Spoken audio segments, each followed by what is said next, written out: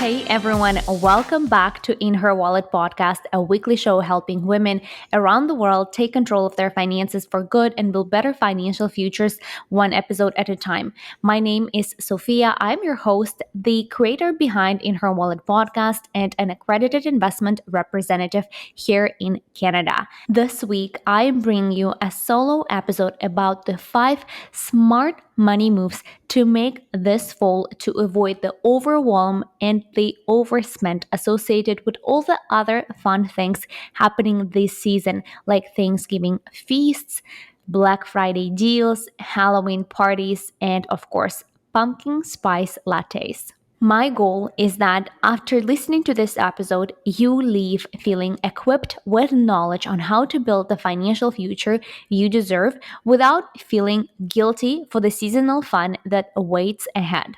Before we get into it, guys, if you feel like In Her Wallet podcast brings you any value, I would so appreciate if you took the time to leave us a 5-star rating and a written review.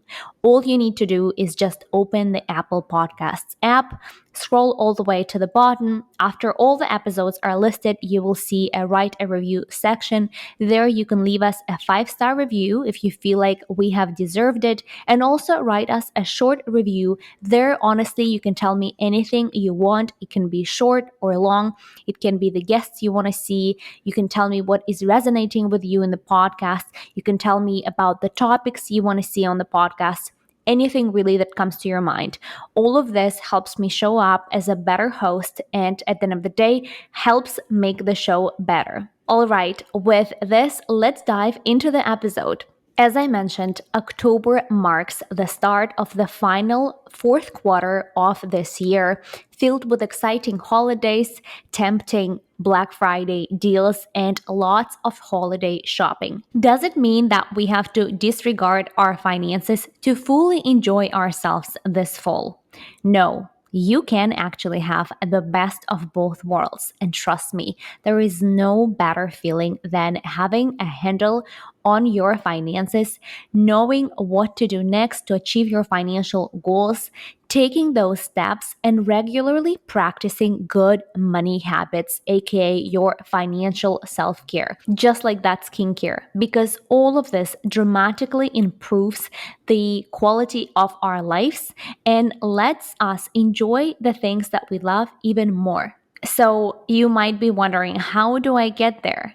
I have compiled a list of 5 smart money moves that you can take this fall that will for sure help you feel more confident about where you are and where you're going in terms of your finances, and also dramatically improve the quality of your life. Here we go. The number one smart money move I want to share with you is to make sure that you earn at least 3 to 5% interest on your savings account. Besides having this saved money as a backup plan for any emergencies that might come up, one of the main benefits of saving money is the ability to earn interest on it. Interest on a savings account is the amount of money a bank or any other financial institution is willing to pay you for holding that money at a bank. However, interest rates can vary significantly from one savings account to another, from one bank to another, and traditional banks, sometimes more often than not,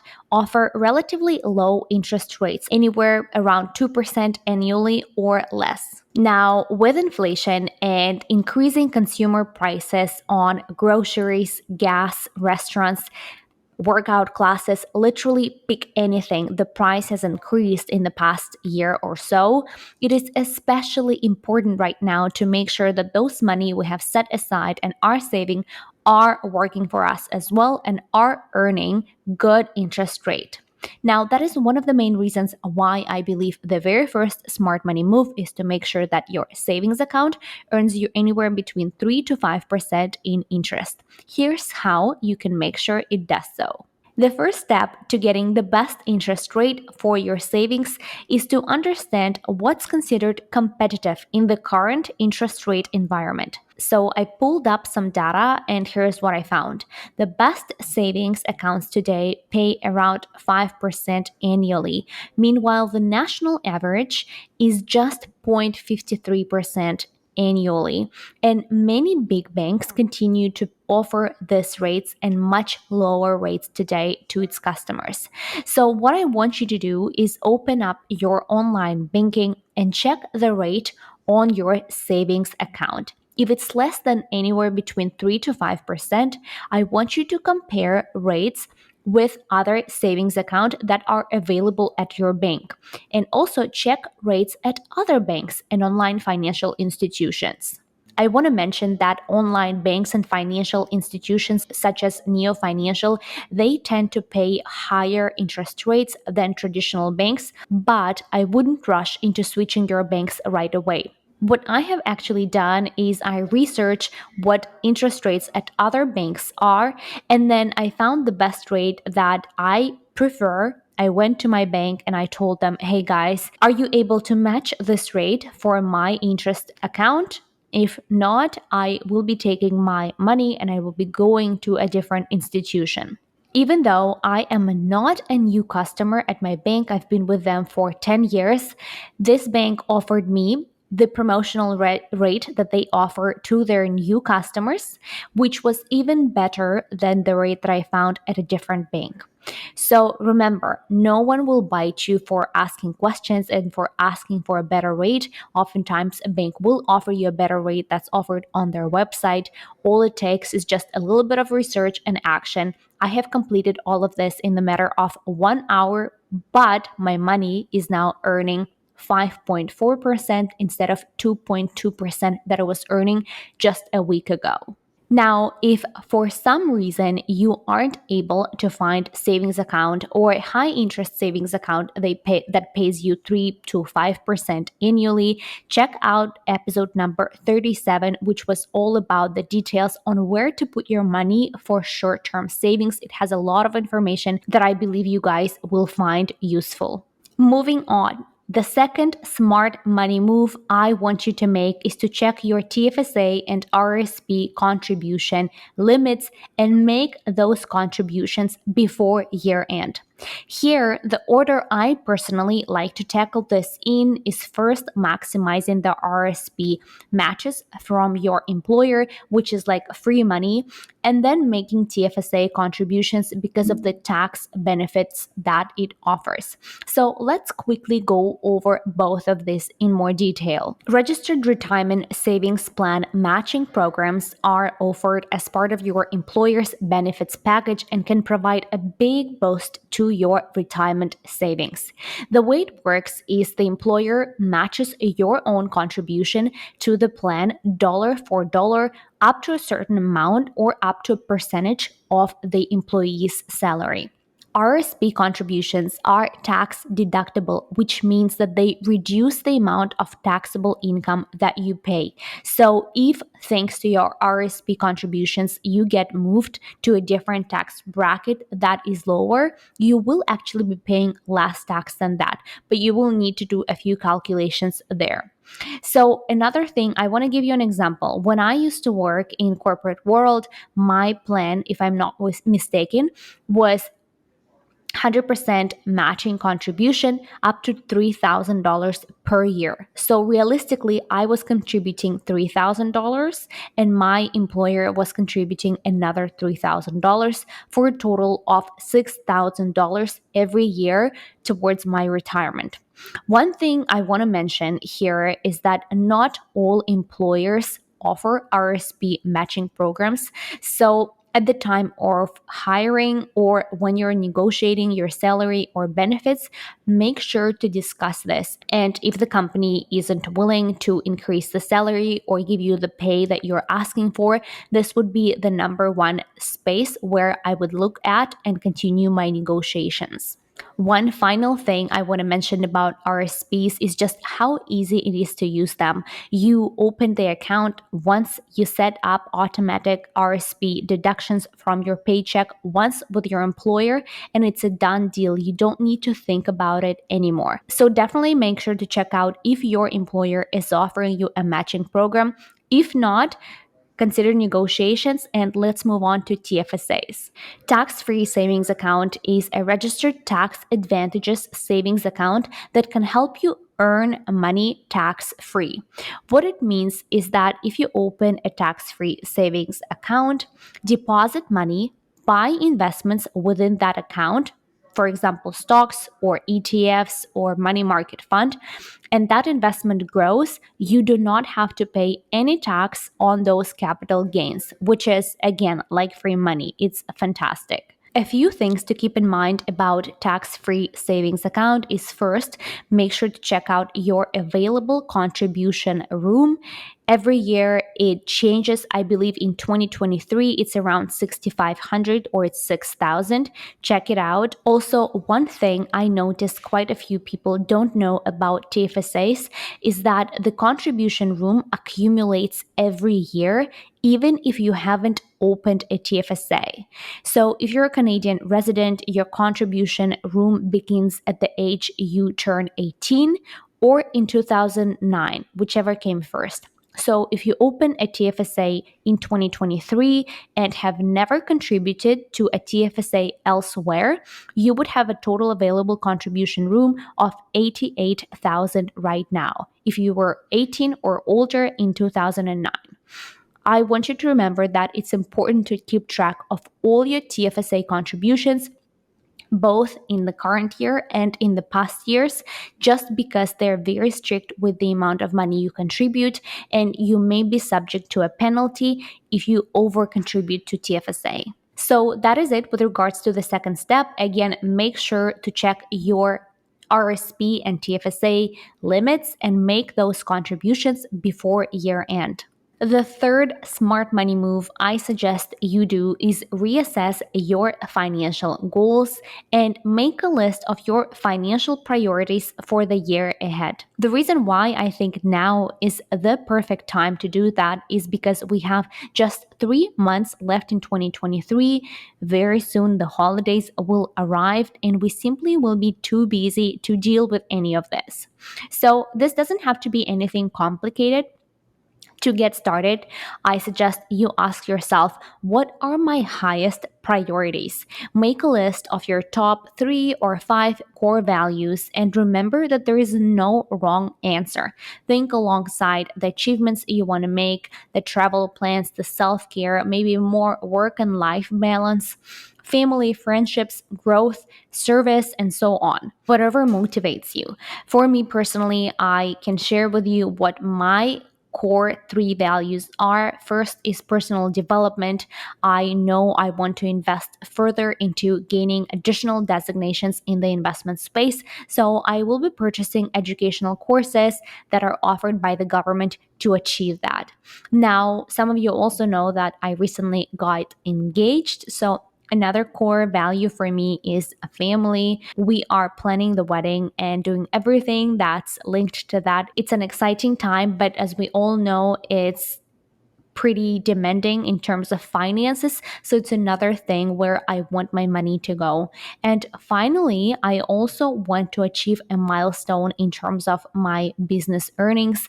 And that's another priority I've included in the list. After you've identified your top values and money goals, I want you to create an action plan for the seasons. How will you get there? What steps do you need to take? I find that breaking a big goal down into smaller one helps me a lot. Also, another thing I've learned this year is that when I set strict boundaries for myself, I ultimately feel discouraged if I'm not achieving it in that period of time. It's almost like I'm setting myself up for failure from the very start.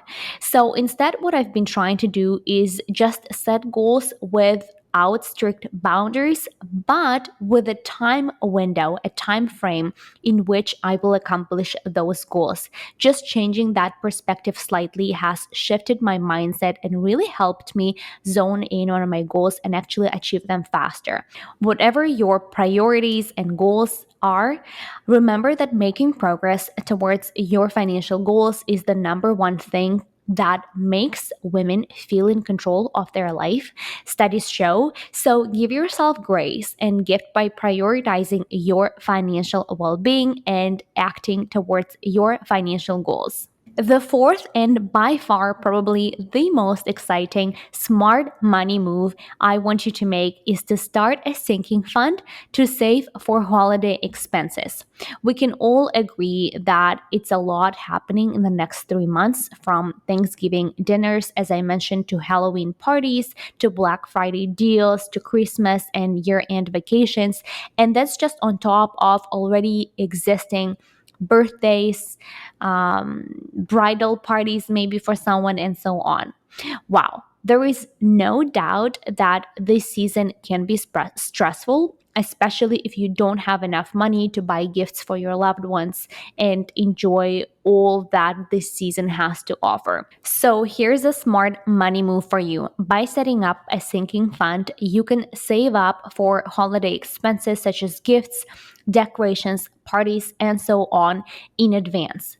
What a sinking fund is, it's basically a savings account that you set up for yourself for a specific expense that you know is coming up. I just find it so helpful when something is automated and the money is automatically transferred into that account without me even noticing it, because otherwise I could be spending it on happy hours and Amazon shopping and things like that. In reality, what it's doing is just going into that savings sinking fund, and I can use that money down the road for expected things that I know I will need the money for. Now, to set up a sinking fund, what you need to do is fairly simple. Start by figuring out how much money you need to save, and then set up automatic transfers to your sinking fund each month or each week or bi-weekly, whatever you prefer. Before you know it, trust me, you'll have a healthy savings account and the peace of mind that comes with it. Pro tip, refer to Smart Money Move number 1 to help that money earn interest before the holidays come. So far, we've been talking about sinking funds, savings accounts, investing for the future, and reassessing your financial goals. Now, the final fifth smart money move I want to share with you is all about finding money that you already have and are unintentionally spending on things you don't need. Yes, you are correct. I'm talking about canceling the unused subscriptions, monthly subscriptions.